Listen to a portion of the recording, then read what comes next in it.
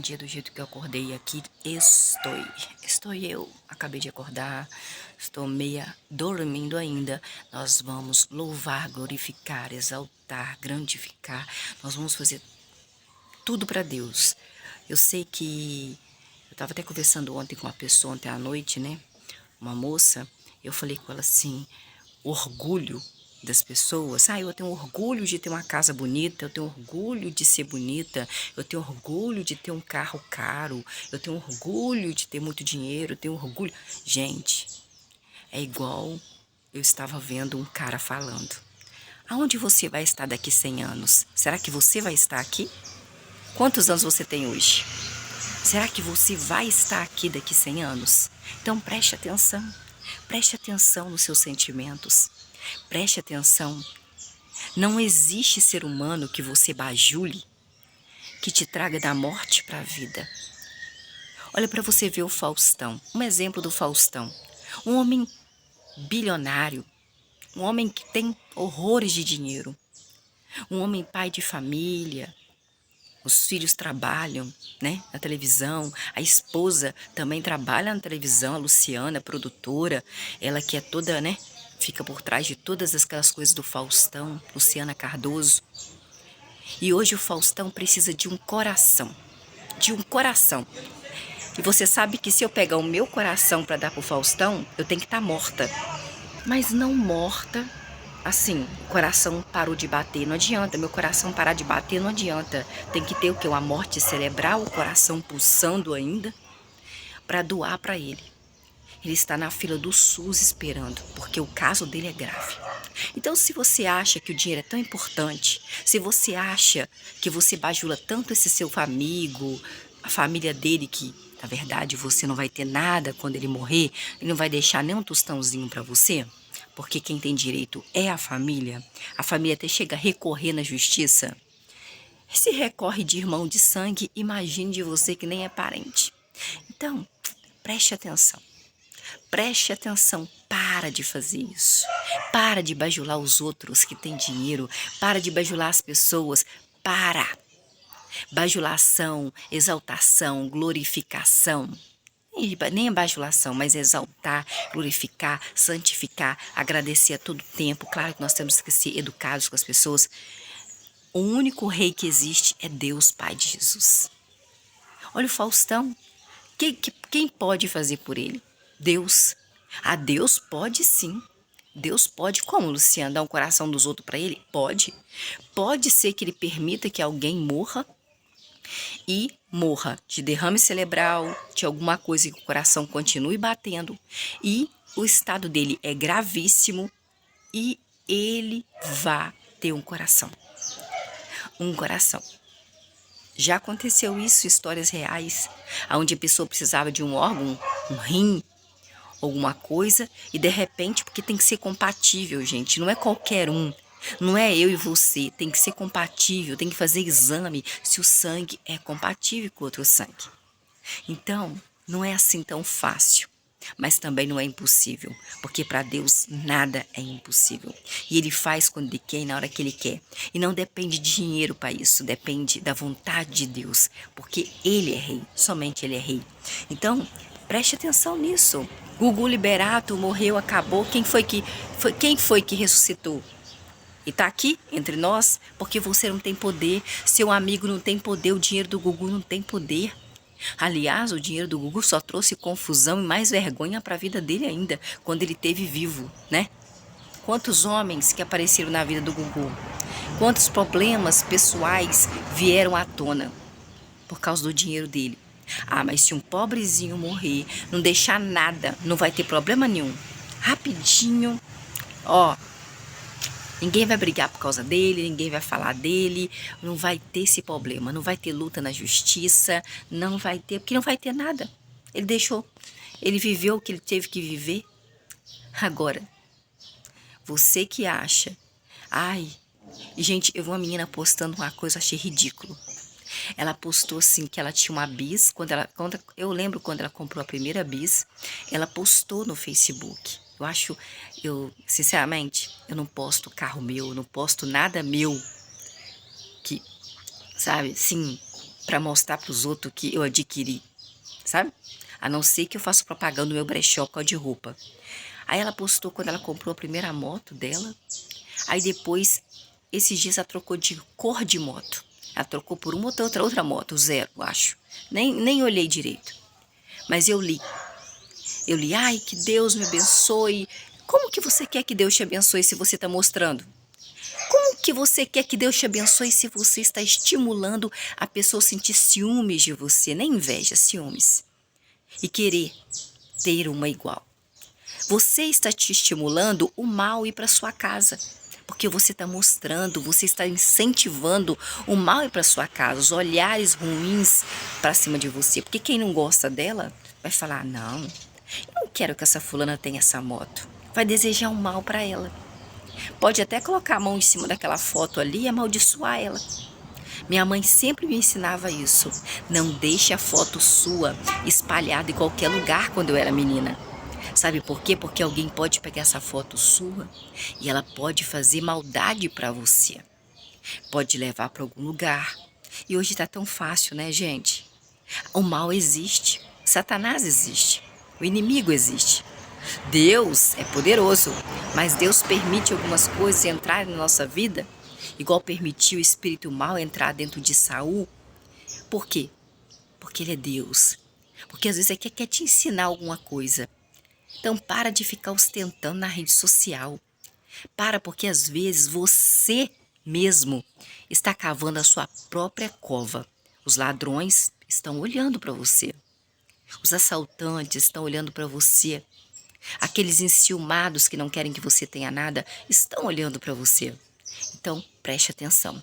Vamos ler hoje 1 Samuel capítulo 22, aprendendo mais de Deus aqui. Eu e você. Todos nós juntos. Luciana, não tem tempo. Tá bom, eu sei. Você é igual a mim. Vai varrendo a casa e vai trabalhando de qualquer forma. Varrendo a casa, lavando o banheiro, limpando poeira, trabalhando no seu comércio. Coloca para escutar, não precisa olhar para mim. O que é importante é a palavra de Deus, que não é minha, mas é de Deus. É você escutar e você tentar colocar na sua cabeça que é mais forte e é melhor nós lutarmos contra a nossa carne do que acharmos que aqui nessa terra, neste momento, é o paraíso, que não é. Não é verdade? Então, você fica ostentando aquela viagem, cara, meu Deus, a pessoa foi e voltou. Pra que voltou? Ficasse lá, né? Eu fico boba nisso. Eu fico boba, gente. Então vamos aqui, 1 Samuel, capítulo 22, versículo 1. Então, Davi, aquele que foi ungido por Deus, porque Deus tirou a unção de Saul e deu para Davi, que dos 8 filhos ele era o mais novo, o mais improvável. Deus deu para ele a unção, ungiu ele como rei. Saul não sabia, mas de repente Saul começou a perceber que tudo estava dando certo na vida de Davi. Ele falou, Deus está com Davi. Deus ungiu Davi, está dando tudo certo na vida dele. Que coisa estranha é essa? Não, ficou enciumado, queria matar Davi por causa disso. Então Davi se retirou do lugar onde ele estava e fugiu para uma caverna lá no lugar chamado Adulão. Quando os irmãos de Davi, toda a casa de Davi, como o papai dele e a mamãe dele ficaram sabendo disso, foram até onde Davi estava. Versículo 2. E todos que estavam em dificuldades, as pessoas endividadas, os que se sentiam injustiçados, se juntaram a Davi. E Davi se tornou chefe deles. Gente, eu estava lendo errado. Nós estamos no capítulo 23, 1 Samuel, capítulo 23, versículo 1. Depois de algum tempo, informaram a Davi. O que informaram? Avisaram a Davi. Davi, Davi, os filisteus estão lutando contra Queilá e estão saqueando as eiras. Saqueando é levando, né? Levando sem permissão. Versículo 2. Então Davi consultou a Jeová. Davi consultou a quem? Ao psiquiatra, ao psicólogo, ao bilionário, seu amigo, a sua amiguinha, né? Não, consultou a Jeová, a Javé, Deus dos exércitos, a Deus. No versículo 2. Ele consultou, Davi perguntou para Deus assim: Deus, Pai de Jesus, devo ir golpear esses filisteus, hein? Me fala aí. Então Jeová, Javé, Deus dos exércitos, Pai de Jesus, disse a Davi: disse a Davi.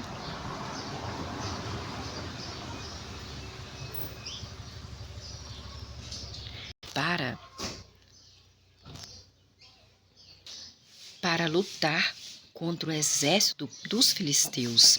Versículo 4. Portanto, Davi consultou mais uma vez a Deus Pai de Jesus, Jeová Javé.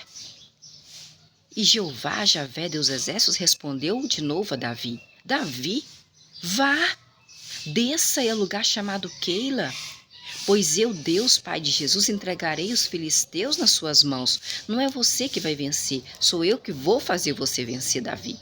Versículo 5. Então Davi foi com seus homens a um lugar chamado Keila e lutou contra o povo filisteu. Davi matou um grande número de filisteus, levou embora os seus rebanhos e salvou os habitantes de Keila. Versículo 6.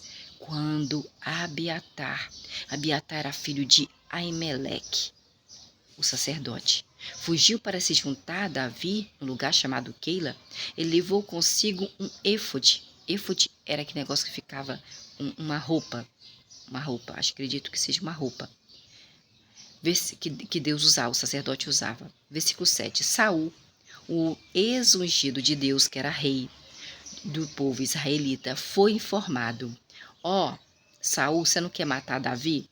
Eu vou falar para vocês, existia fofoqueiro até naquela época, né? Fofoqueiro, e além de ser fofoqueiro ainda, gostava de puxar o saco. Existe puxa-saco até hoje, que te entrega para os outros aí. Então Saul disse: Deus o entregou a mim. Versículo 7. Saul foi informado: Davi está lá em Keila, hein, Saul?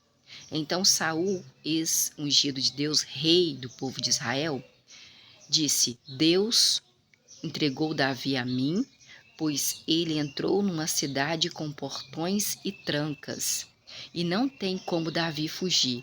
Versículo 8. Portanto, Saul, o ex-ungido de Deus, rei do povo de Israel, convocou todo o seu exército para a guerra, a fim de descer ao lugar chamado Keila e cercar Davi e os homens que estavam com Davi. Versículo 9. Quando, Davi ficou sabendo que Saul, ex-ungido de Deus, rei do povo de Israel, tramava o mal contra ele, Davi disse a Abiatar, o sacerdote: Sacerdote Abiatar, traga o éfode para cá. Versículo 10. E Davi disse: ó Jeová, ó Deus de Israel, ó Deus, Pai de Jesus, Deus de Israel, teu servo Davi ouviu dizer que Saul, o ex-ungido do Senhor, pretende vir a esse lugar onde nós estamos, Keila, para destruir a cidade por minha causa. Versículo 11. Será que os habitantes de Keila me entregarão nas mãos de Saul, Deus, Pai de Jesus? Saul virá mesmo, assim como teu servo Davi ouviu falar que vai vir atrás de mim? Ó Deus, ó Jeová, ó Javé, Deus Exércitos, Deus de Israel, por favor, responde a teu servo Davi. E Jeová respondeu a Davi, disse a Davi: Jeová, Javé, Deus Exércitos, Pai de Jesus, disse a Davi: Davi, tem uma má notícia para você. Saul virá atrás de você. Versículo 12. Davi perguntou: os habitantes de Keila, desse lugar onde eu estou, entregarão a mim Davi e aos meus homens que estão comigo nas mãos de Saul, Deus, Pai de Jesus? Jeová respondeu: Javé, Deus Exércitos, entregarão. Sinto muito em dizer, mas vão entregar você, Davi. Versículo 13. Imediatamente Davi e os seus homens, que eram cerca de 600 homens, saíram do lugar chamado Keila e ficaram mudando de um lugar para o outro. Quando Saul, ex-ungido de Deus, foi informado que Davi tinha fugido de Keila, não foi atrás de Davi. Versículo 14. Davi permaneceu em lugares de diferentes acesso na região montanhosa do deserto de Zif. Saul, ex-ungido, mas ainda rei do povo de Israel, estava sempre à procura de Davi para matar. Mas Jeová, Javé, Deus dos Exércitos, não entregou Davi nas mãos de Saul. Não. Versículo 15. Também não teria nem como, né? Porque se Deus tirou a unção de Saul e colocou em Davi. Davi ainda não tinha feito nada de ruim aos olhos de Deus. Para que ele vai tirar a unção? Para que vai deixar matar? Versículo 15. Enquanto estava no deserto de Zif, Davi, e também lá em Oriza, Davi soube que Saul, o ex-ungido de Deus, mas rei ainda do povo de Israel, tinha saído para tirar a sua vida. A vida de quem? De Davi. Versículo 16. Então Jonatã, que era filho de Saul, foi se encontrar com Davi no lugar chamado Oriza. E Jonatã ajudou a Davi a encontrar forças em Jeová, em Javé, em Deus dos exércitos. Versículo 17. Ele lhe disse, como que Jonatã deu força para Davi? Versículo 17. Jonatã olhou para Davi e disse: Davi, não fique com medo, pois Saul, meu pai, não o encontrará. Você, Davi, será o rei do povo de Israel. E eu, Jonatã, serei o segundo depois de você, Davi. Saul, meu pai, também sabe disso, tá bom? Já sabe disso. Versículo 18. Então os dois, Jonatã e Davi, fizeram um pacto perante Jeová, Javé dos exércitos. Depois disso, Jonatã foi para a casa dele e Davi permaneceu no lugar chamado Oriza. Versículo 19. Mais tarde, os homens de Zif foram a Gibeá e disseram a Saul, o ex-ungido, mas ainda rei do povo de Israel: nós viemos fofocar com o senhor, tá? Davi está escondido perto de nós, nos lugares de difícil acesso, lá em Oriza, na colina de Áquila, que fica ao sul de Gesimon. Versículo 20. Quando o Senhor Saul, rei, quiser descer, ó rei, desça, e nós o entregaremos Davi nas suas mãos. Versículo 21. Nossa, tanto puxa-saco que existe na vida, né? Versículo 21. Então Saul, rei, ex-ungido, não era mais ungido de Deus, disse: que Jeová, que Javé, Deus exércitos, abençoe, pois vocês tiveram compaixão de mim. Mas Deus não estava nesse negócio não, gente. No versículo 21, Deus não estava nesse negócio não. Versículo 22. Vão, por favor, Saul disse, e tentem descobrir exatamente onde Davi está e quem o viu ali, pois me disseram que Davi é muito astuto. Versículo 23. Descubram onde ficam exatamente todos os esconderijos de Davi e tragam-me provas de que Davi está escondido ali. Então eu, Saul, rei do povo de Israel, ex-ungido de Deus, irei com vocês. E se Davi estiver no país, eu vou procurar ele, eu, Saul, entre todos os milhares de Judá até encontrar Davi. Versículo 24. Assim, eles foram ao lugar chamado Zif, na frente de Saul, ex-ungido de Deus, rei ainda do povo de Israel, enquanto Davi e seus homens estavam no deserto de Maom, o deserto chamava Maom, no Arabá, ao sul de Gesimon. Versículo 25. Então Saul, ex-ungido de Deus, mas ainda rei do povo de Israel, foi com seus homens para procurar Davi. Ao ser informado disso, Davi desceu imediatamente até o rochedo e permaneceu no deserto de Maom. Quando Saul, o rei do povo de Israel e ex-ungido de Deus, não era mais ungido de Deus, soube disso, foi atrás de Davi no deserto de Maom. Versículo 26. Quando Saul chegou a um lado do monte, Davi e seus homens estavam do outro lado. Davi fugiu depressa de Saul, ex-ungido de Deus, mas ainda rei do povo de Israel. Mas Saul e seus homens se aproximaram de Davi, e seus homens se aproximaram de Davi para capturá-los, Davi. E seus homens também se aproximaram de Davi para capturar Davi. Versículo 27. Mas um mensageiro veio e disse a Saul, rei do povo de Israel, ex-ungido de Deus. Deus tinha tirado a unção dele e dado para Saul, para Davi. Por isso que Saul estava com ciúmes de Davi, queria matá-lo. Venha depressa, porque os filisteus atacaram o país. Versículo 28. Assim, Saul deixou de perseguir Davi e foi lutar contra os filisteus. Filisteus era um povo que adorava outros deuses, não o Deus Jeová, Javé, Deus Exército, Pai de Jesus Cristo. É por isso que aquele lugar foi chamado de Rochedo da Separação. Foi quando Saul desistiu de matar Davi, de ir atrás de Davi, para ele voltar, porque Deus permitiu que o povo filisteu atacasse o povo de Israel, para ele voltar, porque ele tinha que defender o povo dele. Versículo 29. Então Davi saiu dali e permaneceu nos lugares de difícil acesso, no lugar chamado Engedi.